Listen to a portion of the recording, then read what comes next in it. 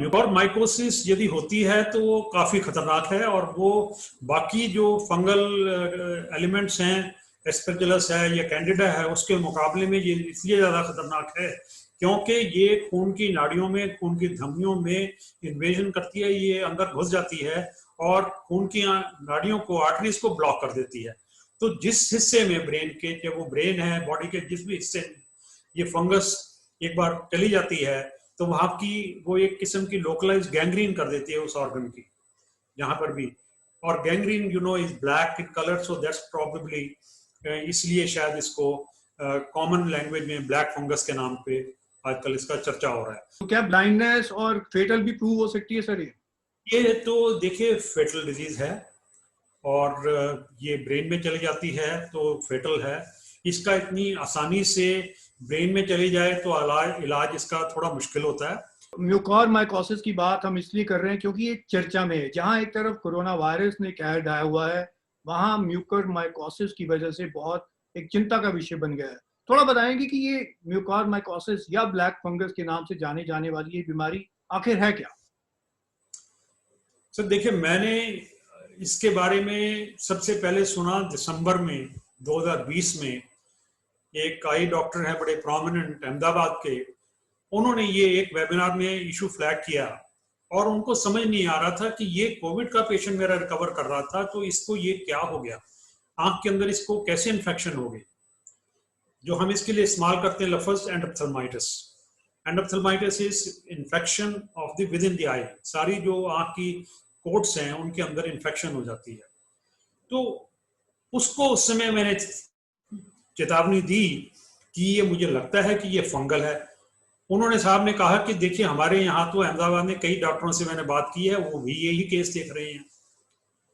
फिर मेरे से एक और डॉक्टर ने फरवरी के अंदर ऐसे ही एक वेबिनार में ऐसा ही एक केस उन्होंने डिस्कस किया, जिसको फिर मैंने कहा कि भैया अभी तो समय है कि आप लोग इनको कंपाइल करिए अपने पेशेंट्स। तो मुझे लगता है कि वो हैदराबाद में किसी ने कंपाइल किए, 2-4 केस रिपोर्ट हुए अभी अभी। तो ये अभी सुनने में आया है कि ये जो मुंबई और गुजरात के अंदर ये बहुत भयानक इसने रूप ले लिया है कि कोविड से तो बच जाते हैं, परंतु ये बीमारी इनको घेर लेती है। आखिर कोविड-19 या कोरोना वायरस से म्यूकोरमाइकोसिस का लिंक क्या है? इसका अरविंद जी, मेरी समझ से जो लिंक है वो है कि ये जो पेशेंट्स है ये सारे आईसीयूज में दाखिल रहते हैं, वेंटिलेटर्स पर होते हैं, और वहां का एनवायरनमेंट एनवायरनमेंट के अंदर यदि फंगस है, चाहे वो एयर में है, चाहे वो जो ऑक्सीजन जिसको ह्यूमिडिफाई करते हैं वो बॉटल में जिसमें पानी होता है उसमें है, या फिर जो इंट्रावीनस फ्लूइड्स दिए जाते हैं उसमें है, तो सबसे पहले तो किसी को, एक सेंट्रल एजेंसी को कोलेक्ट करना चाहिए डाटा कि ये सारे हिंदुस्तान में कहीं रीजनल डिस्ट्रीब्यूशन तो नहीं है, जिसका कि मुझे पूरा शक है कि ये काफी रीजनल डिस्ट्रीब्यूशन है जो वेस्टर्न कोस्ट पे है। तो वहां पे ये हो सकता है, क्योंकि पीजीआई में जो मेरी बात हुई है, जो अभी तक उन्होंने सिर्फ 2 केस देखे हैं यहाँ पे। आपका ये कहना है कि कंटेमिनेटेड ऑक्सीजन की वजह से ये संभव है, लेकिन जो ह्यूमिडिफायर है, जो ऑक्सीजन एक पानी में से बबल करती है उसको ह्यूमिडिफाई करने के लिए, ताकि ड्राई ऑक्सीजन नहीं हो, क्योंकि dry oxygen very high volume पे जब वो लंग्स में जाती है तो वो सारे सरफेसेस को ड्राई कर देती है। तो जो अटेम्प्ट किया जाता है वो ये कि ये हवा जो है ह्यूमिड जाए, उसमें थोड़ा सा मात्रा हो पानी की। तो उसके लिए टिपिकली वो एक बॉटल के अंदर पानी डाल देते हैं, उसमें से ऑक्सीजन जाती है, बबल करती है, फिर पेशेंट्स के लंग्स में जाती है। तो ये तो वो बड़ा मुख्य कारण हो सकता है, परंतु उससे भी बड़ा मुख्य कारण जो मैं बता रहा हूँ वो ये है, और ये एक बड़ी चिंता का विषय है, क्योंकि जो इन्फ्यूजन इस्तेमाल होते हैं, जो हमारा एक्सपीरियंस पुराना कहता है कि, और उसमें जो कारण हमें मिला वो एक इन्फ्यूजन्स का मिला। देखिए, हमारे एनवायरनमेंट में, इंडिया में खास करके जो साउथ इंडिया है और नॉर्थ इंडिया में, जो एनवायरनमेंट में फंगस तो बहुत है और इसका कोई हम इलाज नहीं कर सकते। और उस फंगस के जो एनवायरनमेंट में फंगस है वो बहुत इतनी आसानी से एस्टेब्लिश नहीं होती है। वो कॉलोनाइज कर सकती है, सरफेस को कॉलोनाइज कर सकती है, पर इन्वेजिव फंगस जो है इट हैज टू बी कोई डेफिनेटिव उसका सोर्स होना चाहिए जहां से वो आ रही है। जो माहिर कुछ एक्सपर्ट्स का ये मानना है कि ये स्टेरॉइड से हो रहा है, तो वो आप रूल आउट कर रहे हैं? नहीं, मैं रूल आउट नहीं कर रहा। देखिए, स्टेरॉइड्स तो सारी दुनिया में दिए गए हैं, यूरोप में दिए गए हैं, इंग्लैंड में दिए गए हैं, अमेरिका में दिए गए हैं। Millions of patients have received steroids. मैंने कई हजार पेशेंट्स को स्टेरॉइड्स दिए हैं। हमारे जो रेमेटोलॉजी कोलीग्स हैं वो most of their patients are on steroids. हमने उनमें भी कभी अपने एक्सपीरियंस में 40 साल में म्यूकोरमाइकोसिस होते नहीं देखा। तो स्टेरॉइड्स एक काम कर रहे हैं कि वो जो आदमी की जो इम्यूनिटी है उसको कम कर रहे हैं, बट फंगस का सोर्स नहीं है। फंगस तो बाहर से आ रही है।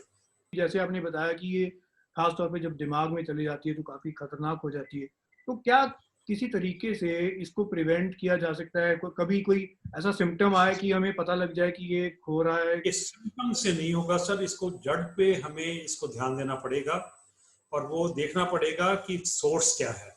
ये एक तो मेरे हिसाब से अभी डिक्लेयर कर देना चाहिए नोटिफाइबल डिजीज, कि जहां कोई मरीज इस किस्म का कोई डॉक्टर देखता है तो उसको नोटिफाई करना कंपलसरी होना चाहिए और वहां पे इमीडिएटली उसकी जांच होनी चाहिए। जो उनका आईसीयू है, जो वो फ्लूइड्स इस्तेमाल कर रहे हैं, जो वो ह्यूमिडिफायर्स इस्तेमाल कर रहे हैं, और उनकी जो एयर है आईसीयूज की, क्योंकि कई जगह पे ये मेकशिफ्ट आईसीयूज बनाए गए हैं, उसमें जो हेपा फिल्टर्स और जो दूसरे आमतौर पे जो फिल्टर्स इस्तेमाल किए जाते हैं एयर कंडीशनिंग में, एयर सर्कुलेशन में, टू एलिमिनेट फंगस, तो वो हैं या नहीं है, और ये सोर्स क्या है। यदि ये रीजनल डिस्ट्रीब्यूशन है, सिर्फ बॉम्बे मुंबई एरिया में हो रही है, तो बहुत ही सीरियस इश्यू हो जाता है कि ये कहीं हमारी दवाइयां ही तो नहीं, जो हम इन्फ्यूजन दे रहे हैं वो ही तो नहीं, जो हमारे जो इंट्रावीनस सेट्स हैं, जो कैथेटर्स हैं, तो कहीं पे भूल चूक वहां पे तो नहीं हो रही है। डॉक्टर साहब ये बताएं कि अब जिस तरीके से ये बढ़ रहा है, जिस तरीके से लगातार केस सामने आ रहे हैं म्यूकोरमाइकोसिस के, क्या की जाने की जरूरत है? देखिए, सबसे पहले तो हमें देखना है कि ये कितना गंभीर इशू है। यदि एक आई डॉक्टर 40 साल के अंदर 2 मरीज देखता है और यदि वो 2 महीने में 40 मरीज देख लेता है, तो इसका बड़ा जांच का विषय है कि ये इन मरीजों को क्यों हो रहा है। कोविड इटसेल्फ की वजह से यदि होता तो ये सारी दुनिया से रिपोर्ट होना चाहिए था, यूरोप से, यूके से, यूएसए से रिपोर्ट होना चाहिए था। वो अभी तक हमारे पास कोई भी रिपोर्ट नहीं आई है। जो भी मैंने सुना है वो सिर्फ हिंदुस्तान के कुछ हिस्सों से ये रिपोर्ट आ रही है। अब जैसे पीजीआई का मैंने आपको एक्सपीरियंस बताया कि सिर्फ 2 मरीज ऐसे हैं जिनके की ऑर्बिट में ये इन्फेक्शन थी और वो अनफॉर्चुनेटली उनको बचा नहीं पाए और वो साइनस से इन्फेक्शन आई थी।